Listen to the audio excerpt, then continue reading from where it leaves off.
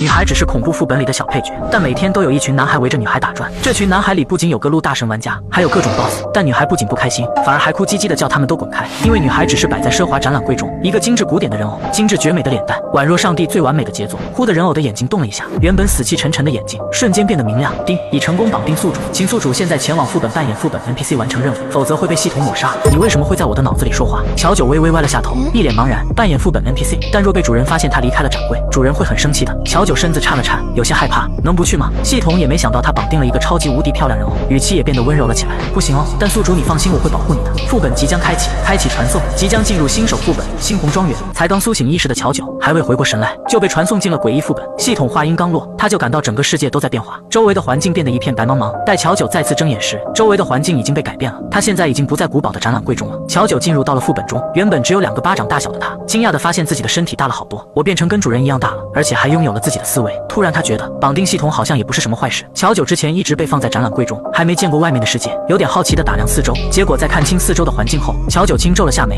委屈巴巴道：系统，这个房间看起来好破呀。房间内的一切都有被大火烧过的痕迹，家具和墙壁有着点点斑斓的红色暗痕，墙上的墙皮都掉了下来，整体看来非常老旧。乔九不知道该怎么形容，系统也没想到会是这么破旧的一个房间。乔九在这些陈旧物品的衬托下，显得有些格格不入，好似跟房间不在一个图层似的。天杀的，是哪个书生给他宿主安排这种破房间的？系统感到很气愤，只能先安抚乔九的情绪，哄道：没事的宿主，你就当来贫民窟旅游就好了，这只是个新手副本，任务很容易完成的，完成任务我就立马帮你传送回去。好吧，看来也只能这样了。乔九轻叹了口气，见乔九接受，系统才正式开始传送剧情。宿主，你要扮演的角色是这座庄园里的小姐，庄园主是你的父亲，在3年前因为庄园突然起火去世，而现在庄园的主人是曾经被你父亲捡回来的孤儿。你是恶毒娇柔小姐，在年幼的时候经常打骂副本 boss， 所以你的任务很简单，就是被副本 boss 杀死，顺利推进副本剧情，让玩家获得剧情信息，就这么简单吗？乔九好奇道，听起来好像挺好玩的。看着一脸天真的娇软美人，系统极为耐心地说道：是的，就是这么简单，毕竟这只是个新手副本。他决定要为宿主献出一切，任何玩家和诡异都别想靠近他的宿主。好，我会努力的。乔九捏紧小拳头，给自己加油打气，他要努力做到被庄园的主人杀死。乔九在心中默念了几句，努力把任务记在心中。突然，乔九听到楼下传来动静，宿主，是玩家来了，你是副本重要的配角，现在就得下楼在那些玩家面前刷存在感了。乔九乖巧的点头，其实他也想下楼看看，他想从床上下来，脚还未落地，就遭到一个禁锢拉回，哐当！乔九低下头，这才发现他的脚踝上绑着一个铁链，完全限制了他的行动。短短这么一下，白皙娇嫩的脚踝就已经出现了淤青，周边带着红痕，这是什么？乔九歪头，系统的尖锐报名音发出：啊，是哪个混蛋这么惨无人道，居然用这么粗糙的铁链困进我家的小九，真是可恶！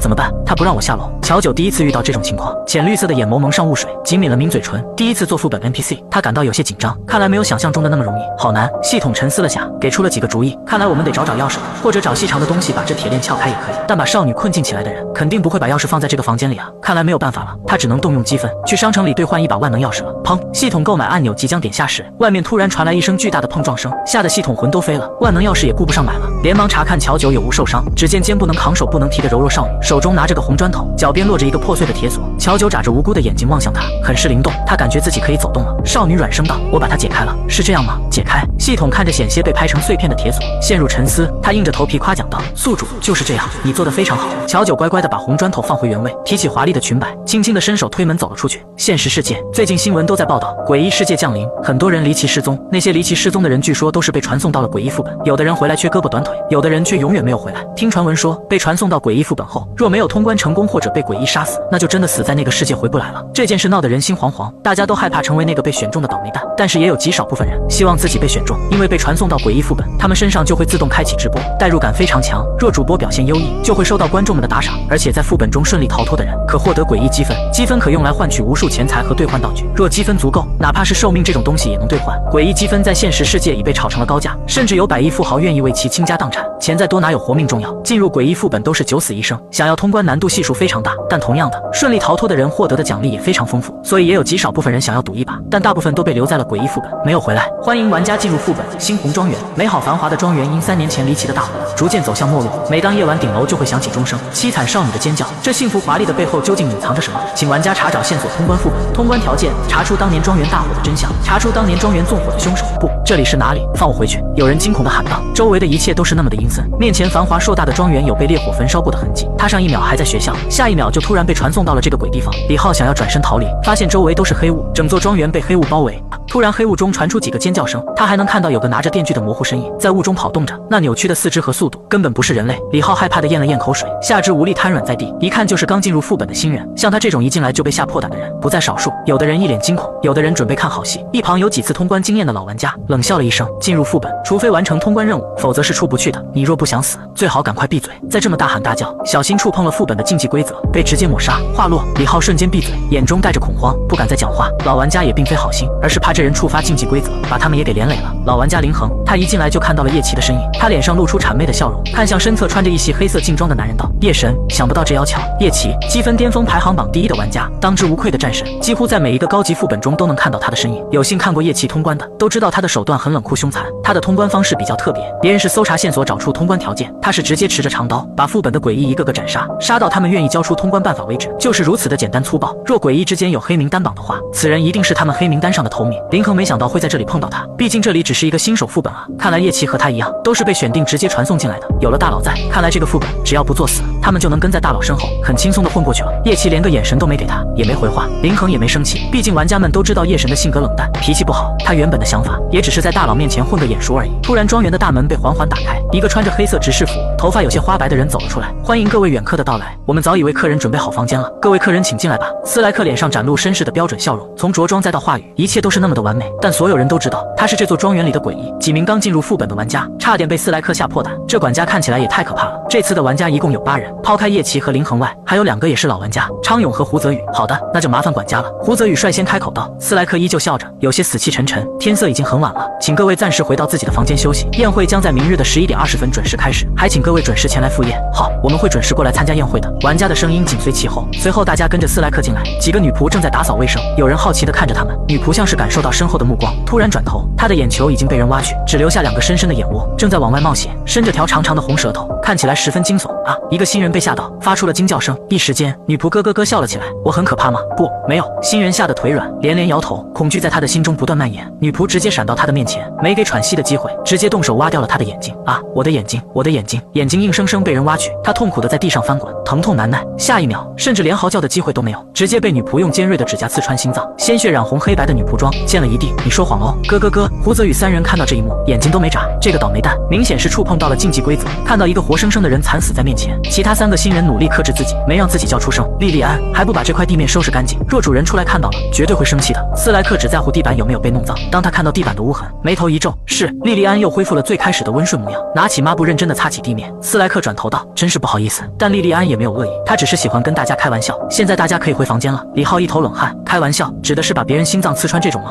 叶琪冷漠道，准备上楼独自回到房间。突然一道身影从上面走了下来，不知是谁挡了他的路。叶琪心中不耐烦，利落的拔出刀，犀利的冷眸甩去，是一位少女。待看清面前之人的面容后，叶琪瞳孔紧缩，微微有些失神，眼底划过惊艳。她是谁？少女身穿一件红色华丽的洛丽塔，身形娇小玲珑，看起来就像个洋娃娃似的，宛若上帝最出色的作品。除了叶琪，在场的其他人也都被惊艳到了。叶神，你提着刀是想要做什么？这样一个娇艳欲滴的美人，你也舍得砍啊？出声啊！情报部门快上，3分钟，我要得到这少女的一切信息。从现在开始，我宣布这就是我的新任老婆了。叶琪的直播间人气本来就高，少女的出现直接把潜水的观众都炸了出来。你是？叶琪微微有些发愣，面前的少女美得有点不像真人。看着光速飞动的弹幕，叶琪有些恍惚，而后他就看见少女害怕的后退了2步，如小鹿般的眸子蒙上雾气，感觉她下一秒就要哭出来了。叶琪不明所以，乔九感受到了她的杀意，人偶对杀意的感知很明显，这个男人想要杀她。叶琪的直播间炸了，叶神快道歉，你怎么把我老婆给吓哭了？叶神，你快把你那破刀收回去啊！叶琪看到了这条弹幕，他懂了，随后把长刀收回空间，声音有些僵硬道：你没事吧？叶琪尽量释放自己的善意，但他一个人独行惯了，从来没有跟其他玩家打过交道，更别提女生了，所以他压根不知道还能跟少女说啥。他抿了抿嘴，那股杀意来得快去得也快。乔九没有从他身上继续感受到杀意，见他默默收回长刀，他也不再害怕，而是转着灵动的眼珠子，好奇打量着他。男人笔直地站在那里，漆黑深邃的眼眸，身姿修长，给人一种极有压迫感的感觉。叶琪感受到了少女打量的目光，两手紧握，莫名有些紧张。你们是谁？乔九自然知道他们是玩家，但他现在要假扮 NPC， 只能装糊涂。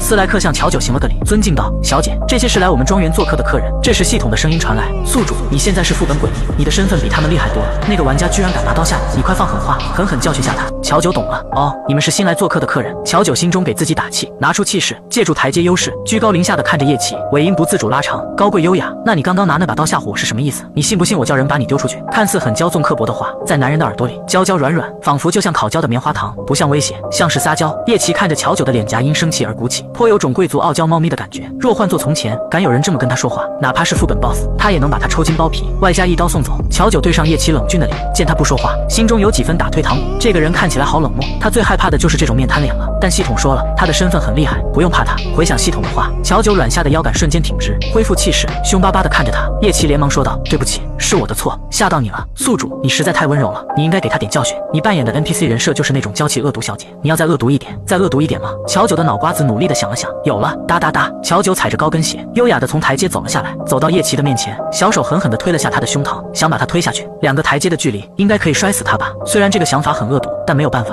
他现在可是邪恶小人偶，必须干坏事。他用力一推，结果男人纹丝不动地站在原地。为什么他推不动？可能是一只手力气太小了，那再加上一只手试试。乔九尝试了一下2只手推，叶琪发出了一声闷哼，好像有效果，果然还是得用2只手。叶琪低头看着胸膛上纤细的小手，耳尖有些微微发红。对于他来说，少女推搡的力气宛若小兽，粉嫩透肌的手指继续用力推着，好像不把男人推下去誓不罢休。在叶琪的眼中，少女的举动就跟调情差不多，眼眸加深，他这是什么意思？看上他了吗？叶琪努力一下翻涌而上的气血，这似乎有点太刺激了。最终他受不了，后退了几步。乔九看他终于被自己狠狠地从高层推下去了，立马开心地寻找系统邀功，我把他推下去了。系统沉默了，看向眼中闪烁着星光，等待夸奖的乔九。他闭眼违心道：“啊，对，宿主太厉害了，我们只要照这样子进行下去，绝对可以通关的。OK。”乔九环顾四周，把周围玩家的反应收入眼中，看到了他们眼中的震惊之色。乔九满意的点点头，不错，看来他这一波恶毒人设立的非常完美，把在场的所有玩家都给吓破胆了。小姐，你怎么突然下楼了？若是被主人知道又要生气了。主人，这已经是斯莱克第2次提及了。胡泽宇等老玩家回过神，认真听着他们的对话细节。斯莱克看到乔九，也是忍不住感叹，他们家小姐还真是越长越出色了，但心中也为她感到担忧。若是被主人知道她私自下楼，还不定主人怎么闹呢。斯莱克轻叹了口气，乔九从叶琪身边走过去，拉住斯莱克的袖子，撒娇的摇了摇，我知道，但只要你不告诉他，他不就不会知道了吗？而且我好饿，而且每天都待在屋子里，真的好无聊。斯莱克摇了摇头，是，小姐您回房间稍等片刻，一会女仆就会把晚餐送上去。好的，莉莉安送小姐回去，小姐请跟我来吧。在众人惊艳的目光下，乔九乖巧地跟莉莉安走上楼，走到一半台阶时，乔九突然想起了什么，指着楼下的叶琪，冷着脸跟斯莱克交代道：“今天取消这个人的晚餐，不许给他吃饭。”遵命。斯莱克行了个绅士礼，没有饭吃就会饿死，说不定这名玩家挺不到明天就会被饿死了。虽然很可怜，但没办法，他可是很冷酷无情的。乔九冷冷地看了叶琪一眼，算是警告，随后转身跟莉莉安上楼，身影消失在众人视野中。底下的叶琪看到少女投来的眼神，心跳停了半拍，酥酥麻麻的感觉在身体蔓延，眼中的目光越来越坚定。乔九离开后，剩下的玩家也慢慢回神。斯莱克勾起一抹诡异的笑容道：“忘了提醒各位客人一句，半夜12点后请不要走出房间，否则后果自负。”话落，斯莱克走了，他要去布置晚宴要用到的东西。夜神，我们也走吧。胡泽宇看着叶琪喊话，令他回神。叶琪收回眷恋的目光，表情又恢复成冷酷模样，薄唇紧抿。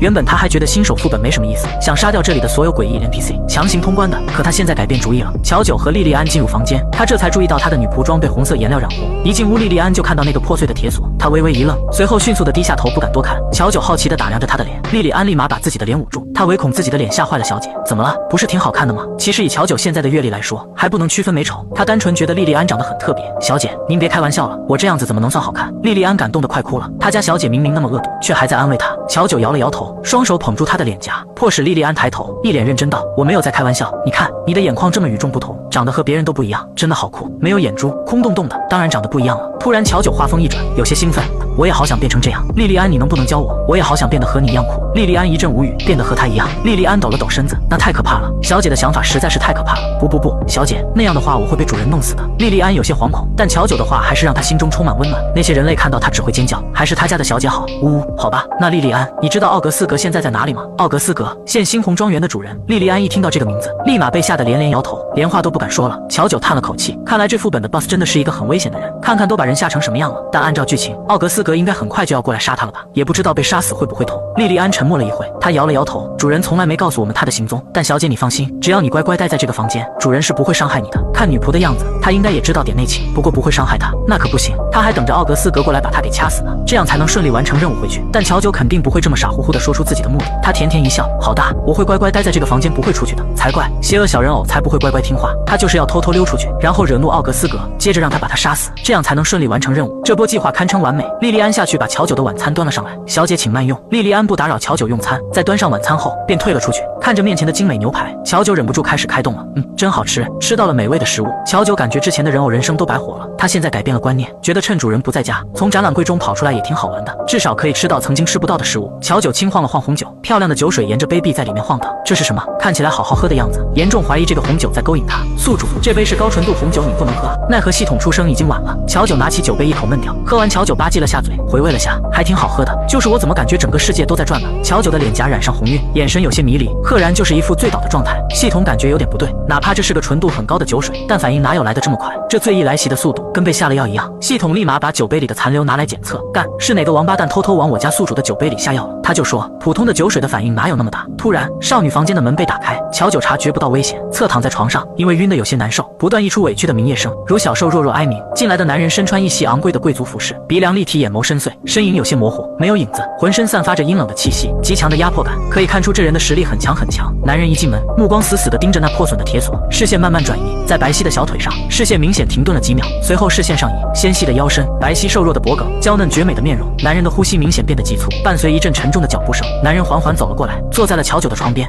少女弱弱地发出声音，眉头紧皱，似乎是做了噩梦。一双修长骨节分明的手抚摸上她的脸，将她皱起的眉头抚平。男人的手只顺着额头到脸颊，再到少女脆弱的脖颈，他现在只需要轻轻一掐，少女的脖颈和身体就会分离，鲜血溅出。这本也是他今日来的目的，但如今他有些舍不得。男人眉眼间尽是淡然与冷漠，举手投足间带着浓重的压迫感。他低头，充满掠夺性的吻铺天盖地而来。熟睡中的少女被吻得喘不上来气，抚平的眉头又皱了起来，小手不自觉地推动着身前的人。少女挣扎娇喘的声音在他的耳朵里像是在回应。男人吻得更加深入，直至少女真的要喘不上气了才放过了他。奥格斯格的眼眸闪烁，浓烈的占有欲在心中蔓延，不断吞噬着他的理智。他的手指轻轻抚摸着少女的脸庞，低下头靠近少女的耳边，嗓音微微沙哑低沉：“宝贝儿，你是我的，永远都是我的。”奥格斯格眼中闪过暗红，优雅地弯下腰，将那破碎的铁链拿在手中摸索了下。他有些病态地低头轻笑了声：“宝贝儿的破坏力还挺强，真是只淘气的猫啊。”随后系统眼睁睁地看着他拿出了一个更坚固更大的铁锁铁链，轻抬少女纤细的脚腕，无情地重新扣了上去。“宝贝儿，晚安。”奥格斯格在少女的额头上轻轻落下一吻，满意地看着自己的杰作，随后转身离开了房间。全程系统都屏住呼吸，他感觉这初级副本的 BOSS 给他带来的压迫感极强，甚至是那些特级副本都比不上，但也有可能是他多心了吧。夜晚凌晨12点，顶楼的钟声开始敲响，当当当，古老的钟声在寂静的庄园中回荡着，恐怖而又空灵，仿佛能蛊惑人心。庄园内的暗处猛然闪烁一双双红色的眼睛，在幽暗的灯光下，一些四肢扭曲的模糊身影开始在庄园内游荡，哒哒哒，掺杂着冰冷刺骨的寒气。窗户上的玻璃布满裂缝，每个玩家的房间内都极为阴暗，没有一丝阳光。外面传来的脚步声忽近忽远，令房间内的玩家们屏住了呼吸，嘴唇颤抖着不敢呼吸。透过窗户看着外面诡异的红月，恐惧在心中弥漫，几乎快要把他们完全吞没。咣咣，突然一个玩家的房门被敲响，罗成吓了一跳，一股冷意从脚底蔓延直至全身，他感觉全身的血液都凝固了。他死死捂着自己的嘴，躲在衣柜中不敢发出任何声音，似乎见里面的人没有应答。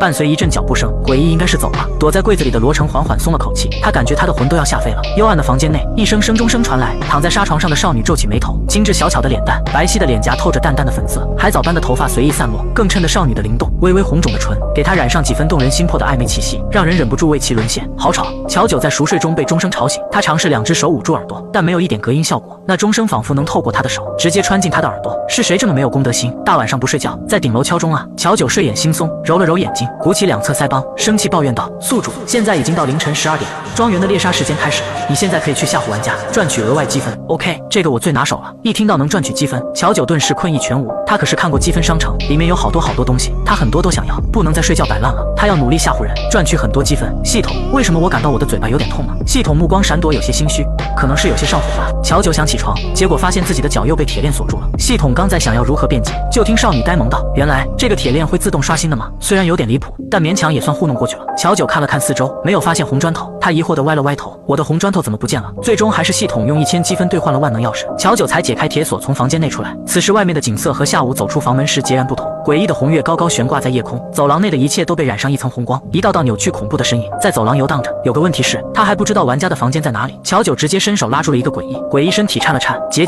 诡异缓缓转过头，眼神空洞，往外冒着血，五官几乎面目全非，骨瘦如柴。诡异看到乔九的瞬间呆住了，阴暗的笑声哑然停止。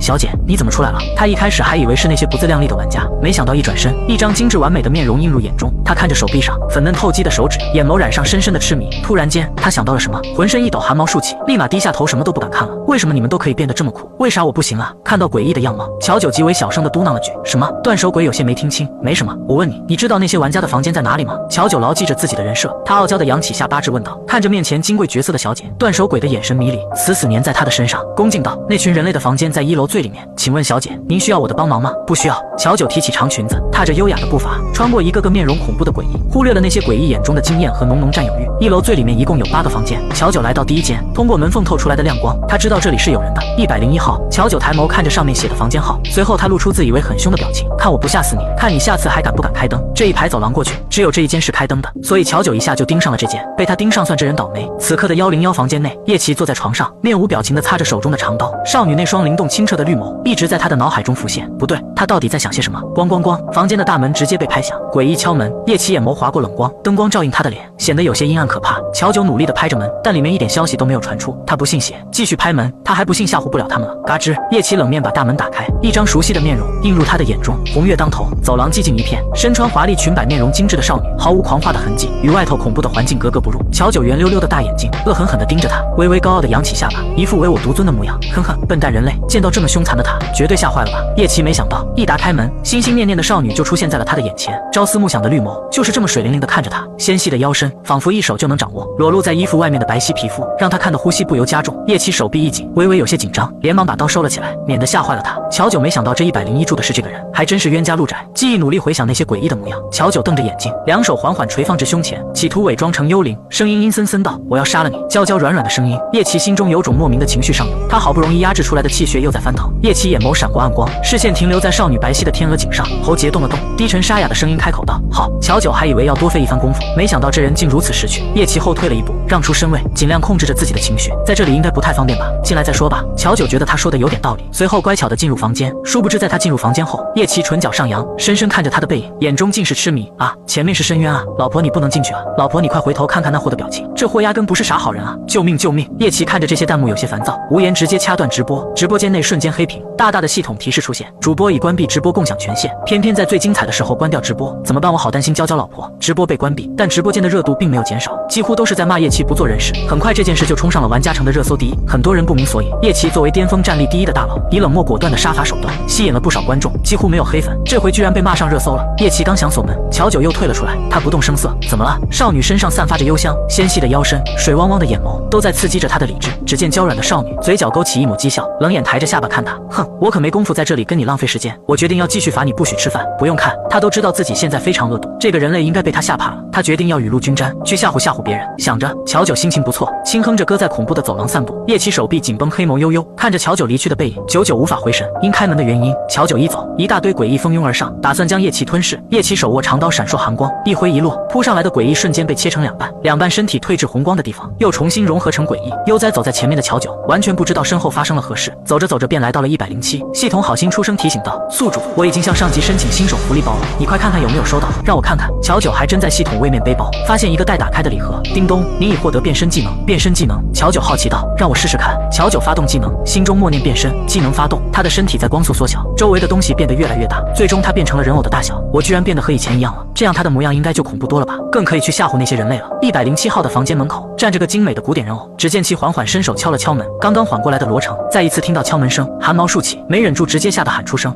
听到屋内传来的惨叫声，乔九捂嘴咯咯偷笑，惊吓值加100，居然还有惊吓值，那刚刚那一波怎么没有？乔九微歪了歪脑袋，茫然道：算了，反正等会他再回去下一趟也行。系统既然是变身，那我应该也能变成其他的样子吧，宿主可以尝试看看。乔九心念一动，他的人偶身体逐渐变成透明，穿过墙壁附身在107房间的挂画上。我好恨啊，是谁？是谁在说话？罗成吓了一激灵，他猛地回头，房间内除了他空无一人。啊，有诡异跑进来了，看来主播这回真要 GG 了。惊吓值加100，乔九控制着挂画掉落，啪嗒，悬挂在墙上的画突然掉落，罗成身子颤抖，他甚至不敢回头，以极快的速度钻进衣柜。惊吓值加200，乔九让系统播放音乐，一阵轻快的音乐在房间内回荡，恐怖氛围直接拉满。家人们，我柜子动了，我先撤了。哪个诡异出场前奏这么长，居然还会放 BGM， 真是稀奇。摇动椅子，惊吓值加100，拍响窗户。惊吓值加200。乔九玩得不亦乐乎，连续来了好几波，待把羊毛薅尽，系统不再响惊吓之后，乔九才恋恋不舍地离开。随后乔九故技重施，把那些房间内的玩家全都吓唬了一遍。小人偶仰首挺胸，携带一堆惊吓值，浑身散发着自信，来到101号房间。这一次他没有选择敲门，直接附身在房间内的画上，准备好好吓唬一下这人，狠狠薅他的羊毛。房间内的男人应该刚洗完澡，身上冒着热气，穿着浴袍，胸前敞开，一滴水珠从他的头发滴落胸前，结实有劲的肌肉挂着水珠，让人浮想联翩，整个人染上了几分禁欲。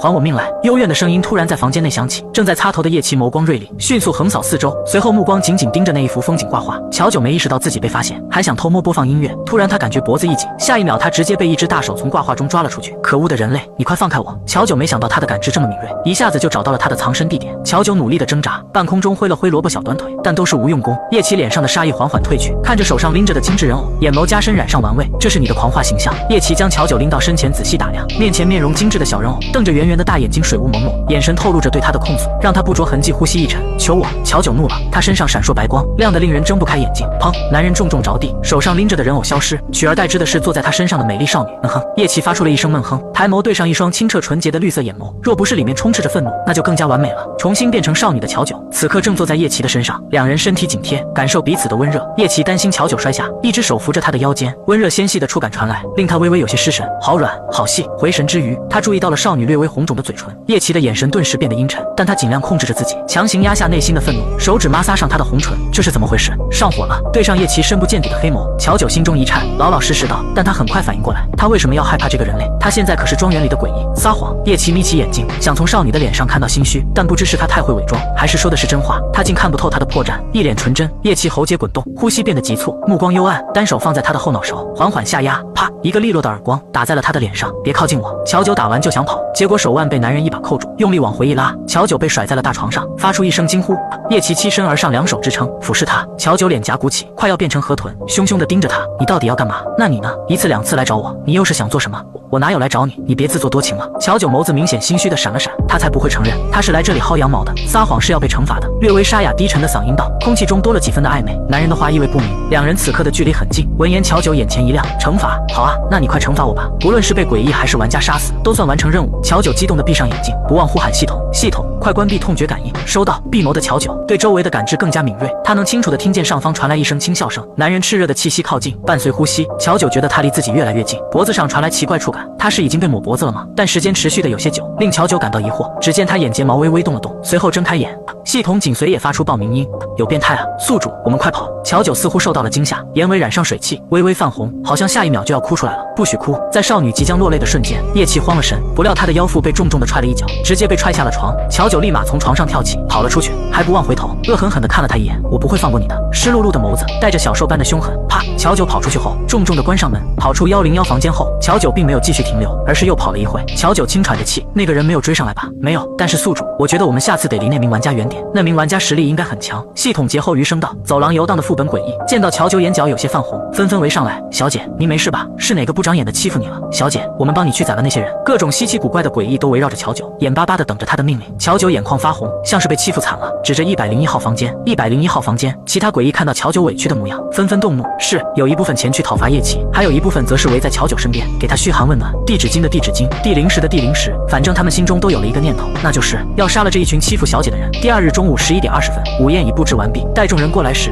一抹精致绝色的身影正坐在主位上，品味着手中的红茶，优雅贵气。少女粉唇抿了抿，红茶渲染，染上几分湿润，更显诱惑。众人愣在原地，皆被少女惊艳到了。这时，不合时宜的抱怨声响起：“什么吗？我们昨晚被那些东西吓得半死，他倒是清闲，在这里品茶。”陈梦琪话音未落，站在他身侧林恒脸色一变，立马打断他的话：“闭嘴！你不要命了吗？”这位少女一看就是这副本中重要的 NPC， 若把她得罪了，他们想要寻找线索就更难了。而且林恒明显感觉到周围 NPC 的脸色都变了。女仆们开始上菜，众人们入座，叶奇姗姗来迟，紧随其后坐下，面色如常，依旧那般的冷峻。乔九看到叶奇，手微抖了下，他没想到这人竟然熬过了昨晚。这庄园里的诡异都是菜鸡吗？怎么连个玩家都打不过？看来还得是他来出手。斯莱克脸上的表情依旧，但他的目光紧紧盯着陈梦琪，阴森恐怖。陈梦琪猛地打了个寒战，这死人管家为何用这种目光看着他？真是让人瘆得慌。午宴时间已到，为了迎接各位客人的到来，我们特意请来顶级厨师为客人们烹饪佳肴。好了，各位可以打开面前的食物了。众人们揭开面前的盖子，啊，这些都是什么？陈梦琪发出一声尖叫，盘子上摆的是血淋淋的食物，眼珠子甚至还是活的。在他揭开盘子的瞬间，死死地盯着他。他，各种内脏铺满，浓郁的血腥味扑面而来，看起来就令人想要干呕。几个新人的脸都白了，该不会是要他们吃这些吧？大家面面相觑，谁也不敢先动筷子。突然，坐于主位的乔九扬起下巴，随意指着叶奇道：“他不许吃，看我不饿死你 ！”Oh my god！ 乔九不用想，都知道自己现在的样子绝对酷毙了。遵命！斯莱克尊敬的手放至胸前，随后拍了拍手：“来人，把这位客人的食物撤下。”斯莱克虽然不明白小姐的用意，但他还是第一时间服从命令。众人惊讶地看向叶奇，叶奇神色淡淡，看不出波澜。其他的玩家对叶奇投去羡慕的目光，没想到叶神看起来禁欲冷酷，却能讨得那位诡异小姐的欢心，果真人不可貌相。其他的人乔九没想搭理。在针对完叶奇后，乔九心情好上不少，乖巧地坐在主位，等待莉莉安投喂食物。胡泽宇和昌永在看到食物的瞬间也有点反胃，但他们毕竟是经历过几次副本的老玩家了，反正他们手中还有保命道具，哪怕不吃这些食物，他们也能活。但那些新人就没办法了。陈梦琪脸色苍白，非常难看，凭什么他可以不用吃？手赫然指向叶奇，我敲。这次的新人可真猛啊，居然敢指责叶神666。其他玩家也被他的举动吓了一跳。斯莱克面带笑容，看着他们互相指责，没有任何表示。梦琪，算了吧。同为新手玩家的罗成拉了拉陈梦琪的衣角，小声劝道。陈梦琪坐下，口中还在抱怨，为何他能吃好的，我们却只能吃这些？陈梦琪明里暗里的嫉妒，任谁都听得出来。一旁的胡泽宇厉声吼道。林恒也没想到这女人会这么蠢，心中暗骂，蠢就算了，可别把他们一起搭上。周围的女仆管家脸色都变了，宛若僵尸般的扭转头部，阴森森盯着他。突然，一柄长刀猛然朝他挥来，叶奇出手了啊！陈梦琪惊恐万分地看着面前仅离他不到0.0001毫米的长刀，给他道歉。叶奇黑眸凝望，冷冷道：“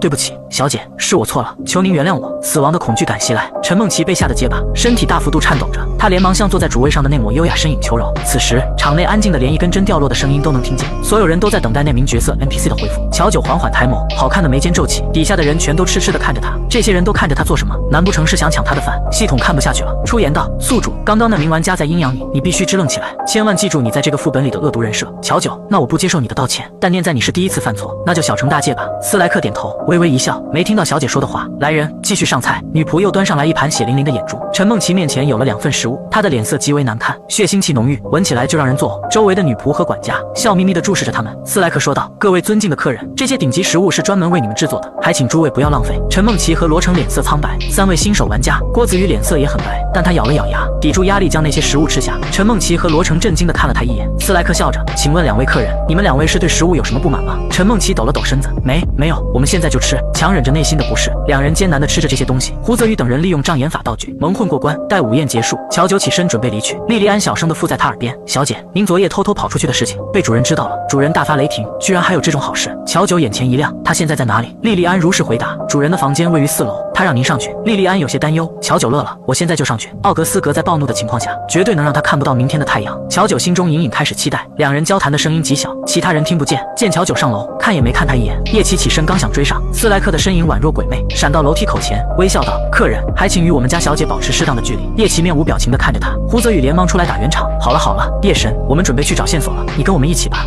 因为少女，她也对这副本感到好奇。乔九全然不知发生了何事，他走了几步楼梯就有点累了，微微气喘，总算上到4楼。乔九礼貌地敲了敲门，系统提醒道：“宿主，我们现在要维持的人设是恶毒，记住，一定要恶毒。”系统不说，他差点忘记了，他现在是在扮演恶毒 NPC。屋内毫无反应，乔九也不客气了，理直气壮地拍打房间门：“快给我开门！”颇有种黑势力上门讨债的气势。无人动门，房间的门缓缓打开，发出嘎吱嘎吱的声音。这门显然有些老旧，都开始掉漆了。乔九默默探了个脑袋打量里头，房间很黑，好像空无一人，莫不是奥格斯格在耍他？想着，乔九抬脚走进屋内，啪，身后的门自动关上。黑暗中，乔九突然感觉腰间被一只大手搂住，随着古典优雅的音乐声响起，稀里糊涂的他被一道高大的身影带着翩翩起舞。走廊灯洒落进来，幽暗间，乔九可以看到男人棱角分明的下颌线，他很高，这是乔九的第一反应。叶奇不经意间抬眸，看到了4楼窗户2人跳华尔兹的模糊剪影，他的手紧紧握拳，眸光悠悠，而强行被带着跳舞的乔九，他能感觉到男人的身高很高，他必须努力仰头才能看他。“你是奥格斯格？”少女试探道。优雅的音乐声刹那停止，乔九被牢牢禁锢在一个冰凉的怀抱中。男人轻笑了声，透着几分病态：“奥格斯格，其实我还是更喜欢你能喊我哥哥。”哥哥。乔九犯了迷糊，在副本剧情里好像没有提到这一出吧？他回想了下剧情，奥格斯格从小被捡庄园，是庄园的佣人，但他天天打骂鞭打他。单薄少年身上的衬衫被鲜血染红，被鞭打后还被少女残忍地关进柴房中，不给他吃饭。少年似乎发了高烧，一个人躺在冰冷的柴房中，眼神空洞，在等待死亡。乔九的墨黑的长睫毛微微抖动，表现出了他内心的不平静。难怪他们都想杀他，他真的是很坏的一个人。许是怀中的少女久久没给反应，男人直接捏住她的下颚，迫使她抬头。在想什么呢？说。男人的面容一半隐藏在黑暗中，揽住乔九腰身的手更加收紧。“宝贝儿，别挑战我的耐心。”乔九感受到危险气息，赴死的气势不由减弱。不行，他得要支棱起来，抓住这一次机会。乔九硬着头皮：“你不过只是我们庄园里的佣人，你也配让我喊你哥哥吗？”男人的脸色阴沉，眸中的杀意愈发愈重，即将爆发时，他感受到了怀中娇小人的颤抖。他低低眸，只见少女的眼眸蒙上雾气，贝齿咬着粉嫩的唇，指尖攥着她的衣服，明明害怕，却一脸倔强地看着她。在奥格斯格的注视下，乔九闭眸。好了，他知道他要被嘎了，静静等待死亡降临。上方传来轻笑，乔九不懂有什么好笑的，笑毛，额头传来温软的触感，蜻蜓点水。乔九一个机灵，立马推开奥格斯格，进入戒备状态。你在做什么？奥格斯格嗓音微哑，被推开也不恼，抬脚继续走到他面前。怎么，让我亲亲也不行？当然不行了，你这是以下犯上。是。奥格斯格眼底掠过危险光芒，以下犯上，只是这点程度就受不了了吗？我还能做更过分的事情。闭嘴！见奥格斯格逐步逼近，乔九豁出去了。当初若不是我父亲收养你，你早就饿死街头了。你不感激我父亲的恩情就算了，你居然还敢纵火，你就是个无情的杀人犯。宿主做得非常好，咱一定要顶住啊！系统，他的眼神越来越可怕了，我快要顶不住了。呜，横竖都是死。乔九故意说让他生气的话，他的脖颈被一只大手扣住。乔九又害怕又高兴，太好了，他可以成功完成任务，回到古堡了。你在等什么？没，我只是很害怕。害怕？奥格斯格挑眉，看着他嘴角压不下去的笑容，真是满口谎言的小骗子。奥格斯格也不戳破，是吗？你现在是不是在后悔当初怎么没有直接打死我，而是让我活下来了？没有。房间内的灯忽然亮了，乔九看清了他的全貌，极具攻击力的长相，五官立体，压迫感十足，以及裸露出来的皮肤皆有伤痕，触目惊心。看到这些，宝贝儿，你满意了吗？奥格斯格道。我满意了。乔九结巴承认。所以，宝贝儿，你就没有什么想跟我说的？还真是无情呢。你杀了我吧，我用这条命补偿你。剧情中奥格斯格身上的伤疤都是被他毒打造成的，这个人真的好可怜，他都有点愧疚了。他刚刚为了激怒奥格斯格，说了很多不好听的话。哎，那倒也没那么严重，你只需要这样，我就原谅你了。怎么做？乔九眼巴巴地看着他。奥格斯格勾起唇角，拉住他的手，引导他抚摸疤痕，手上、胸膛。乔九一脸纯真，似乎没明白他在干什么。系统，啥玩意？来，宝贝儿，坐下来。奥格斯格熟练地揽过少女的腰间，坐在椅子上。乔九坐奥格斯格的腿上，两人的距离有些暧昧。你要干嘛？乔九皱眉。宝贝儿，别生气。奥格斯格在他脖颈处蹭了蹭，好香，好想咬一口。奥格斯格贪婪的目光在少女的身上探索，突然他目光一顿，紧紧停留在少女的脖颈上。这是什么？男人突然暴怒，他眼神极为可怕，死死地盯着脖颈上的那处小草莓。我不知道你在说什么。不知道。他的下巴被捏住，用力抬起，对上一双极具危险的眼眸。你怎么就这么不听话呢？为什么非要走出房间？为什么要背着我私自去见那些人呢？占有欲在心中疯狂喧嚣，奥格斯格有些失控，黑雾笼罩，目光犹如寒冰刺骨。好了，这下他感觉自己真的要嘎了。耶稣过来都救不了他啊！底下玩家还在搜索时，4楼突然传来少女的尖叫声。叶奇猛然抬头，这声音听起来很耳熟，是少女的声音。叶奇脸色大变，不好，他有危险！叶奇推开昌永，迅速朝门外跑去。刚想上4楼，斯莱克的身影宛若鬼魅出现。这位客人不好意思，主人有令，这里不许其他人上去，滚开！恕难从命。管家僵硬微笑，叶奇无言，拿出了空间中的长刀。管家活动了下脑袋，一柄锋利的餐刀出现在他手中，气氛紧张焦灼，大战一触即发。可恶的奥格斯格，该死的王八蛋，我讨厌你！乔九一边洗手一边咒骂，非常暴躁搓手，清水一遍遍地冲洗。叶奇看到少女，愣神，原来你没事。乔九转头看清是叶奇后，他又别过头，又是一个令人讨厌的人。看着少女泛红的眼尾，刚刚似乎哭过，叶奇的心仿佛被一只大手揪住。谁欺负你了？不关你的事。小姐，您这是又和主人闹脾气了吗？没有。少女赌气，但任谁都看得出来，二者之间闹了矛盾。乔九隐忍怒火，作为人偶，他第一次知道愤怒是什么感觉。别跟我提那个王八蛋，我以后再也不想看见他，我要和他绝交。乔九想了老半天，才想到一个比较严重的词语。斯莱克宠溺道：好，人叶奇是个傻子，他也听出少女是被这座庄园的主人欺负了。叶奇，你和庄园主的关系不好。乔九反驳，他才不是庄园主呢，他就是一个王八蛋，是个小偷。这座庄园明明是我的才对，好险，只顾吐槽，差点忘记维持人设了。他应该没有起疑吧？乔九默默偷看了他一眼，见叶奇神色无常，他微微松了口气。叶奇眸光闪了闪，看来他的猜测没错。管家在一旁看着，这里不方便说话，走吧，我带你去个地方。我不。突然乔九想到，他可以试图从这些玩家的手中入手。好呀，他何必非得在一棵树上吊死呢？被玩家杀死也是一样。想到这点，乔九高兴了起来，乖乖跟着叶奇走了。小姐你，斯莱克企图阻拦，乔九回头，用水汪汪的眼睛恶狠狠警告他，不许告诉那王八蛋。娇娇软软的声音，丝毫没有震撼力。斯莱克无奈，遵命，他能怎么办呢？只能睁只眼闭只眼了。乔九跟在叶奇的背后，他正在思考要如何引起叶奇生气，让他恼羞成怒，然后举刀杀了他。想着他就有点懊悔，早知道在第一次见面的时候，他就直接迎刀而上了，哪会落到现在这种处境？系统也有些担忧。宿主，现在剧情有些偏离轨道了，原本的你应该在第一日就会被奥格斯格杀死。系统绞尽脑汁也想不出，奥格斯格那晚潜入房间，为何没有杀掉少女？真的救命了。乔九也很无奈，他刚刚已经努力在惹奥格斯格生气了，他也确实生气了，但为什么他还活着？乔九欲哭无泪，看来他只能把最后的希望赌在叶奇身上了。他一开始就对他那么恶毒那么坏，这人类绝对讨厌死他了。叶奇和乔九走进房间，面容精致宛若洋娃娃般的少女出现，给众人带来视角享受。胡泽宇惊呆，叶神，你怎么把他给拐过来了？叶琪没有搭理他，拉过房间内的椅子给少女乔九坐下，看着房间的他们俩在房间搜证，好无聊。乔九打了个哈欠，床下有个箱子。胡泽宇惊呼，将发现的箱子拿出尝试打开，箱子是被锁住的。胡泽宇皱眉，需要密码。咣咣咣，一阵急促的拍门声传来，乔九投去视线，又是谁来了？叶琪表情不变，胡泽宇脸色一变，警惕地看着门外，是我们，快开门啊！林恒的声音。胡泽宇松了口气过去开门，林恒和陈梦琪脸色苍白地冲了进来，跌坐在地面上，魂都差点吓没了。两人本想喘口气，在看到屋内的乔九时，他们惊恐连连后退，惊吓值加200，惊吓值加300。乔九没想到还有这种好事，心情愉悦，脸上的笑容更加灿烂，看着两人身子颤了颤。他怎么会在这？叶琪，我带的，你们有意见？林恒猛猛摇头，他哪里敢有意见？林恒和陈梦琪见到少女，仿佛跟老鼠见到猫一样。胡泽宇不解，那位新人也就算了，林恒他知道是闯过几个副本的老玩家了，怎么也是这种反应，怪了。乔九也觉得奇怪，这两人怎么突然就害怕他了？林恒哆嗦地指着椅子上的少女，他。叶琪冷眸，他到底怎么了？林恒见叶琪这是动怒了，便知道他真看上这副本 NPC 了，他不敢往下说。经过了片刻的休整，林恒已经调整完情绪了，没有方才那么害怕，伸手想拉住陈梦琪，却被他一把甩开。陈梦琪冲上前指向乔九，疯疯癫癫，你们快离他远点，否则我们都会被他杀掉的，他就是个疯子。乔九意外，好像剧情里是有提及，他的性格不太稳定。叶琪的目光看向他，眼眸闪烁暗光，似乎对他动了杀心。乔九友善地朝陈梦琪笑了笑，还真是感谢他的助攻，不费吹灰之力就引起叶琪对他的杀心。乔九极为冷酷，没错，没想到这都被你知道了，那些人都是被我杀死的。狐假虎威，乔九朝叶琪扬了扬下巴，试图挑衅他，激起他的愤怒。殊不知在叶琪的眼中，纤瘦柔弱的少女对突如其来的指责感到害怕，甚至还向他发出了求救的目光。叶琪感觉自己的心被他击中了，少女又在蓄意勾引他。乔九，现在你是不是很生气？是不是很想杀掉我？你若有这个本事的话，你就来吧，看看我们谁更胜一筹。他的话说得很过分，是个人都忍不了吧？除非他是忍者神龟。男人无言拔出长刀，乔九嘴角上扬，愚蠢的人类，最终还不是上钩了。结果锋利的寒光越过他，袭向陈梦琪。陈梦琪惊恐，危难之际身体爆发运动细胞，堪堪躲过刀气。他的头发被削掉半载，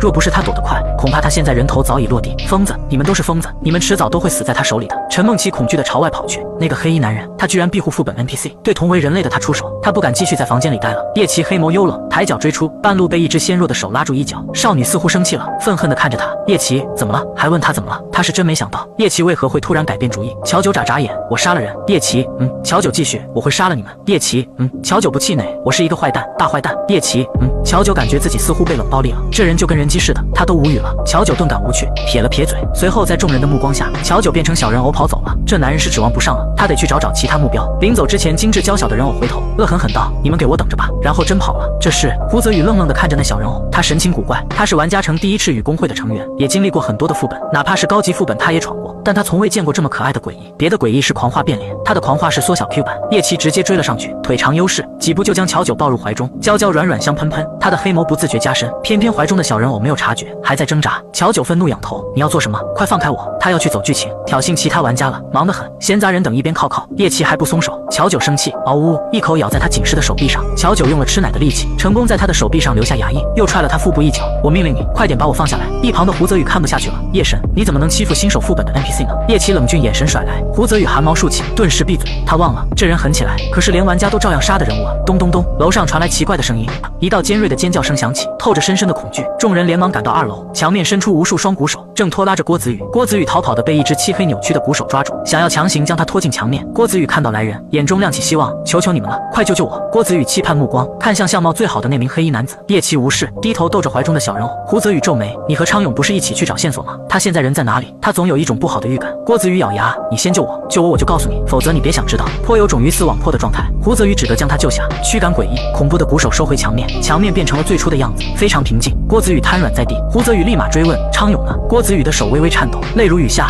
他好像死了，不可能，昌勇怎么可能会死在新手副本？胡泽宇不敢去想，他第一个怀疑的是郭子宇杀了昌勇，但他只是个新人啊。他也察觉到这个新手副本十分的不一样，那些诡异的攻击力极为可怕，快要比上高级副本了。胡泽宇冷声，刚刚发生了什么？老实说，刚刚我和昌勇在房间里搜完线索，没有找到什么有用的，我和他就去了后花园。我们本来还觉得奇怪，为何庄园的墙面都有被大火烧过的痕迹，可偏偏后花园没有受到任何影响。我和他一走进去，结果他就拿起斧头想要杀我，然后我就推开他跑了出来，他便被那些花朵吞噬了。郭子宇面露惊恐，说话声音颤抖，受到了极大的惊吓，看他的表情不像作假。后花园，胡泽宇紧握双拳，随后他看向叶琪，叶神，帮帮我们吧，怎么说我们也是闯过几次副本的交情，你应该也看出来了，这个新手副本有问题。叶琪神色淡淡带露，胡泽宇一喜，众人随着郭子宇来到后花园，这里景色秀美，种植了许多红玫玫瑰，绽放光彩，夺目耀眼。郭子宇怎么样都不敢往前，众人还未靠近，突然后花园中走出了一个身形修长的身影，看样子是后花园中的园丁，依旧被叶琪禁锢在怀中的乔九，努力的朝园丁挥挥手，他绑架我。园丁的眼神立马变得危险，你是什么人？快把我们家小姐放开！叶琪，若我说不呢？园丁冷笑，那你就去死！穿着一身绿色园丁装的少年，身后栽培的玫瑰猛然生长，顿时变成了10米高的巨型食人花，将众人围困。园丁直接对上叶琪，二者交锋，乔九趁机溜走，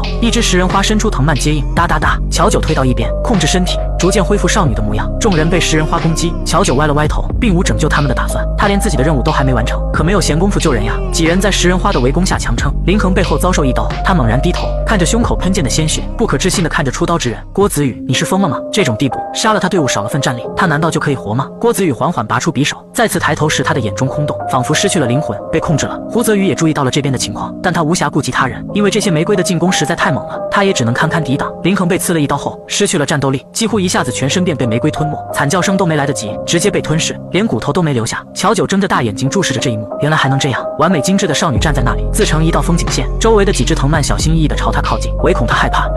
她现在只感到兴奋，因为她马上就能去死了。乔九抓住藤蔓拉到身前，藤蔓受到刺激猛然一僵，随后温柔地慢慢地缠住少女纤细的手腕。叶琪和园丁正在打斗，见到乔九抓取危险藤蔓，他瞳孔一缩，想将乔九带回。园丁身形鬼魅，勾起唇角，眼神恐怖，想带走我家小姐，找死！两道身影交锋，互不相让。乔九忽视打斗的两人，摇摇藤蔓，企图把他摇醒，快让我看看你的本事。而后一朵好看的玫瑰花缓缓绽放出来，藤蔓羞涩地把花朵递到他面前。乔九着急，不对，我说的不是这种本事，你把刚刚对他做的事情也对我做一遍。指了指林恒被吞噬的地方，藤蔓摆出问号造型，藤蔓大脑宕机，迟迟没有反应，似乎在理解消化他的意思。而后一束好看的比刚才更加妖娆的玫瑰花缓缓绽放出来，藤蔓将花束递到少女的面前，看着面前的一束玫瑰，乔九欲哭无泪的结果，这藤蔓怎么笨笨的呀？乔九不死心，你用这个缠住我的脖子，然后用力把我咔嚓，再嗷呜一口把我吞掉。藤蔓懵懂，乔九拿起一根藤蔓，绕着自己脖梗一圈又一圈，认真的教导他，小姐你这是在做什么？突然一道冷不丁的声音从身后响起，园丁朝这里走来，乔九看向他的身后，叶琪和胡泽宇的身影消失，应该是被园丁赶跑了。玫瑰也恢复了平静模样，不似方才那么狰狞恐怖。谢尔西温柔地将藤蔓取下，牵过他的手，小姐刚刚是在和藤蔓玩游戏吗？乔九迷迷糊糊地跟他走进后室，他打量着室内的环境，感到惊讶，原来还有一个室内的恒温花园。小姐您请坐。乔九刚坐下，谢尔西便端来茶壶给他倒茶。不是的，我只是想让藤蔓帮我做件事，只是他好像理解不了我的意思。乔九懊恼，是吗？那小姐可以跟我说说吗？说不定我能帮上忙。谢尔西俯下身子温和一笑，两人此时的距离有些近，谢尔西身上散发的友善令他感到温暖。乔九眼前一亮，你愿意帮我？是的，还请小姐尽情吩咐我。好，但是乔九狐疑地看了他一眼，戒备道，我怎么知道你不会告诉奥格斯格？谁知道你跟他是不是一伙的？谢尔西微笑，小姐请放心，在这里您是绝对安全的。奥格他现在还无法来到这里，没办法过来。那么说这里就是安全屋了。谢尔西应该不是坏人，感受到少女的目光，谢尔西脸上的笑容更加温和，声音更加轻柔。小姐，您可以安心的待在这里，不会有人打扰。乔九心中的防备放下，那你可以杀了我吗？娇娇软软的声音，其中透露着几分期待。谢尔西怀疑自己听错了，脸上难得出现一瞬间的错愕，他低眸，只见从前恶毒骄纵的小姐，现在正用一种期盼的目光看着他，眼眸闪烁耀眼星辰，让人很难拒绝他的要求。我知道了。谢尔西依旧微笑行礼，但他的眼底一片冰冷。小姐，请等我的好消息。话落转身离开。奥格斯格，你究竟用了什么手段，才能让他一心求死？乔九连忙喊住他，等等。少年回头，乔九，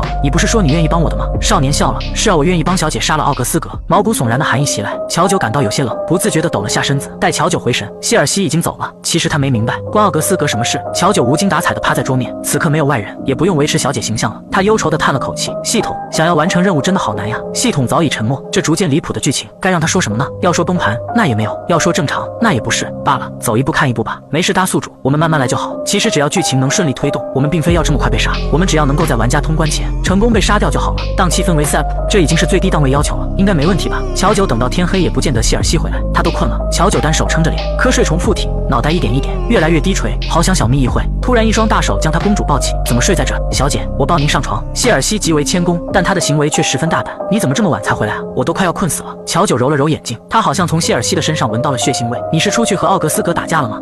他是个难缠的家伙。谢尔西抱着乔九进入卧室，一张粉色的大床，房间的装饰都是绚丽夺目的花朵，紫藤萝优雅浪漫散落下来，宛若人间仙境。谢尔西撩开帘子，轻柔地将乔九放下，他坐在床头，笑容温和，躺上柔软的床。乔九舒服地眯起了眼睛，懒懒问道：道，那你打过他了吗？谢尔西摇摇头，乔九安慰，没事，毕竟他很厉害，你打不过也正常。谢尔西的目光顿时危险，但很快又被隐藏起来。小姐是觉得他比我厉害？乔九认真，是啊，虽然我也不愿意承认，但他确实有点头脑和实力，否则也当不上这个庄园的主人。按照剧情，在他的父亲死后，庄园动荡，很多外界的人想霸占庄园，但都被奥格斯格解决了，可见这人的野心和手段有多么厉害。谢尔西微笑，只是笑不见底，他算哪门子的主人？小姐您可是名正言顺的庄园第一继承人，奥格斯格最多只算名小偷，丝毫不掩盖对奥格斯格的敌意。乔九，是吗？但庄园里的人都只会听奥格斯格的话，才不会听我的呢，不然他也不会沦落到现在这样的尴尬处境。本来第一天就该死掉的配角 NPC， 愣是活到了现在，烦。乔九蒙头盖上被子准备睡觉，突然他感觉到脚上有个冰凉的东西正在朝上攀爬，揽住他的腰间。乔九好奇掀起被子，是藤蔓。谢尔西谦恭，小姐，他很喜欢你。藤蔓缠上乔九的白皙的脚，变得兴奋。谢尔西眼底划过一抹红光，微笑依旧，但他此时的表情恐怖到仿佛能吃下少女。乔九软声警告道，好了，不许继续闹了，我要睡觉。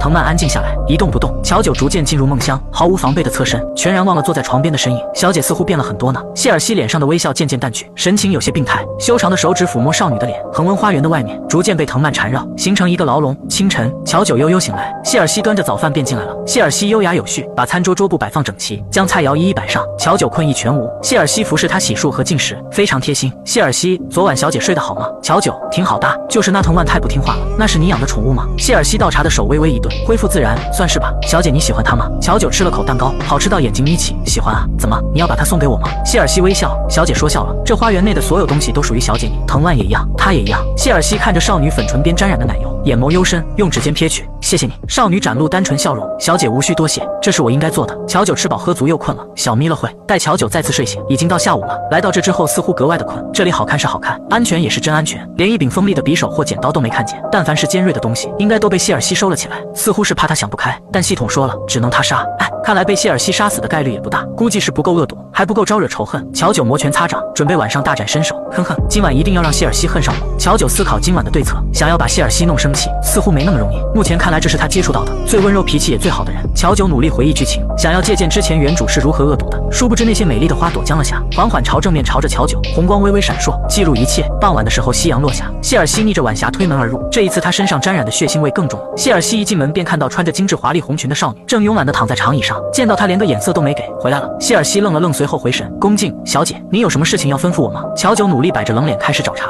我渴了，小姐稍等，我这就去帮小姐您拿水来。水杯递来，乔九接过，感受到杯壁传来的温热，好机会，砰，水杯被少女狠狠摔破。乔九瞪着圆溜溜的眼睛，这么烫的水，你是想要烫死我吗？笨东西，他仿佛真以为是自己的失误，连忙跟他道歉，对不起小姐，都是我的错，您没有被烫伤吧？乔九眼角一抽，不是，为什么和想象的不一样？他怎么这么没骨气？系统出言，宿主，我觉得这方向是对的，你再努力加把劲，狠狠地欺负他。俗话说得好，会咬人的兔子不叫，只要把他惹毛了，我们绝对能完成任务，放心，交给我吧。谢尔西蹲下收拾那些碎渣水渍，乔九回想剧情，他趾高气扬地坐回沙发，继续对少年冷嘲热讽，软绵绵的声音，好了，看见你在这里就心烦，一天天的进出去鬼混，弄得一身血腥气回来，你是想把我的房间弄脏吗？谢尔西低头，对不起小姐，我下次会注意的。注意有什么用？一点眼力见都没有，还不快再给我倒杯水？谢尔西重新端来水，乔九这次明显感觉到水温降低，这么凉的水，你是想要冷死我吗？水杯扣在少年的头上，打湿了他的衬衫，变得有些清透，一珠水滴顺着头发落下，空气沉默。乔九其实也很紧张，他拿水杯的手都在抖，他这么过分，这下他应该会生气了。谢尔西任由水滴落下，缓缓抬头看着坐在沙发上的乔九，看着他依旧微笑，只是多了几分苦涩。小姐这样对我都是应该的，毕竟我只是庄园里的下人，只是小姐您别气坏了身子。谢尔西温柔地取出帕子，一点点地为他擦去他鞋子沾染上的水珠，目光虔诚，仿佛在对待什么稀世珍品。你是傻子吗？乔九惊呆了，没想到他都这样了，少年居然还不生气，还那么温柔地给他擦鞋，真的救命了！被诡异或玩家杀死，这似乎是一个不可能完成的任务啊！乔九哭唧唧，眼眸忍不住染上雾水，只要小姐高兴就好，我什么都愿意做。谢尔西拉过他的手，轻轻落了一吻，乔九愣住，忽的上方传来声响，轰，房顶直接被破了一个大洞，一道黑影落下，叶奇持着长刀猛然对谢尔西出手，周围的花朵肆意生长，变得恐怖狰狞。谢尔西，没想到你竟然还敢来！叶奇冷眸对峙，把他交出来。谢尔西笑了，痴心妄想，两人都知道对方想的是什么。空气中弥漫的气氛有些诡异。乔九正坐在那里，身旁站着谢尔西，叶奇朝他伸手，跟我走吧。乔九还未回应，他的胳膊便被藤蔓缠绕住，限制他不让他往前。谢尔西上前一步挡住少女，似笑非笑，你凭什么让小姐跟你走？你觉得以你的实力能保护得了她吗？小姐只有留在我这里才是最安全的。叶奇冷笑，呵，留在你这里，他敢保证若他再晚来一回，单纯的少女绝对已经被这 NPC 吃抹干净了。乔九并未如叶奇所想朝他走去，在他的眼中，这人类可不是什么好人，而且也没有被他杀掉的希望。非得2选1的话，那还是谢尔西吧，起码他不会动手动脚。两人看到乔九的反应，就知道了他的选择。谢尔西脸上的笑容扩大，看到了吗？小姐只想跟我在一起，你还是滚吧。叶奇，做梦，无所谓，反正他会把乔九重新抢回来的。若这只小人偶心智成熟也就算了，偏偏是个傻的，这让他如何放心的把他交给外人？